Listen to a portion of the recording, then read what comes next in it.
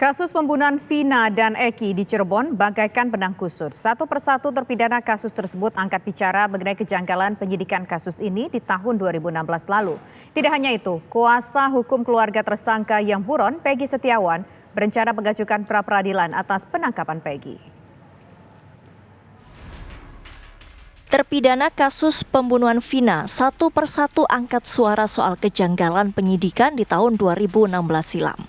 Setelah Saka Tatal dan Sudirman, dua terpidana yang angkat bicara terkait kejanggalan dalam penyidikan 2016 silam, Rivaldi Aditya Wardana alias Ucil juga bersuara.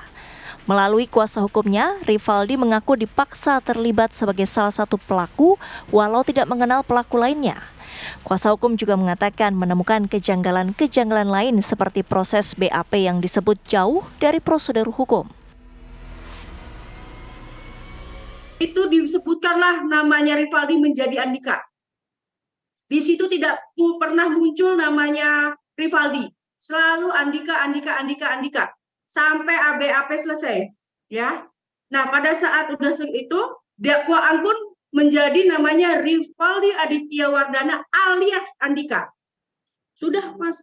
Sudah semua kami lakukan sebagai tim pengacara. Kami melakukan sampai kita membawa akte kelahirannya Rivaldi, ya kan?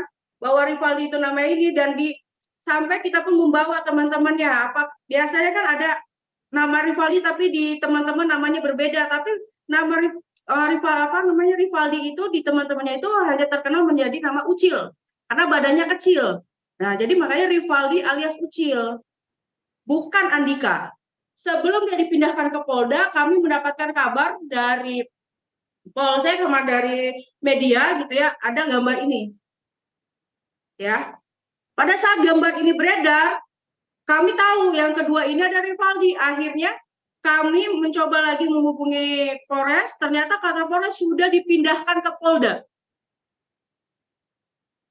Jadi pada saat BAP sama sekali pihak kami ini, pengacara ini tidak sama sekali mendampingi Rivaldi. Kejanggalan juga diutarakan keluarga Peggy Setiawan, salah satu buron kasus pembunuhan Vina dan Eki yang dinyatakan polisi telah ditangkap Selasa kemarin. Pihak keluarga Peggy Setiawan menilai polisi salah tangkap. Pasalnya, Peggy Setiawan di waktu kejadian pembunuhan Vina dan Eki pada 27 Agustus 2016 silam, Peggy berada di Bandung, bekerja sebagai buruh bangunan bersama ayahnya. Selain itu, menurut keluarga, dalam rilis kepolisian mengenai ketiga buronan yang masuk ke dalam DPO, ciri-ciri Peggy Setiawan tidak sesuai. Lokasi tempat tinggalnya pun berbeda dengan yang disebutkan. Atas hal tersebut, kuasa hukum keluarga Peggy Setiawan akan mengajukan pra-peradilan terhadap penangkapan Peggy Setiawan.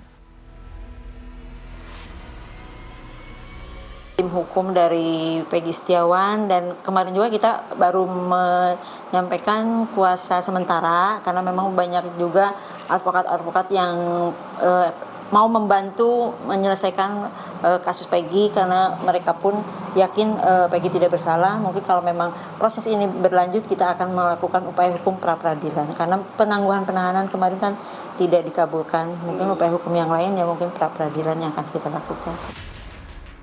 Hingga kini pihak kepolisian belum memberikan tanggapan terkait keriuhan yang terjadi akibat pengungkapan kasus pembunuhan Vina dan Eki ini. Rencananya dalam waktu dekat kepolisian baru akan melakukan rilis terkait kasus ini. Tim TV One mengabarkan. Kasus pembunuhan Vina dan Eki yang telah mengendap selama 8 tahun kembali menyita perhatian publik. Dan berikut pemirsa cuplikan dialog program Kabar Petang dengan Kabar Eskrim periode 2008-2009 Komjen Pol Purnawirawan Susno Duaji. Penegakan hukum atau jalannya penegakan hukum khususnya hukum pidana di Indonesia tidak dalam keadaan baik-baik saja. Baik. Mengapa saya katakan demikian? Kasus yang sudah 8 tahun DPO-nya baru tertangkap. Kemudian yang kedua, yang sudah dihukum mempunyai kekuatan hukum tetap yang 7 orang itu, ditambah lagi yang DPO belum tertangkap, ini mengatakan bahwa mereka bukan pelakunya, menolak, salah nama dan sebagainya. Mengapa terjadi demikian?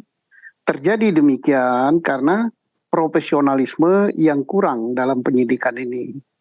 selalu kita dengungkan bahwa penyidikan kriminal adalah dengan scientific crime investigation. Di sini kelihatannya jauh dari itu. Pembuktian yang tidak jelas, pembuktian dengan mengutamakan pengakuan. Nah, mengapa saya katakan demikian? Karena dari awal ini kita harus berbesar hati semua ya. Seandainya dilakukan sesuai dengan scientific crime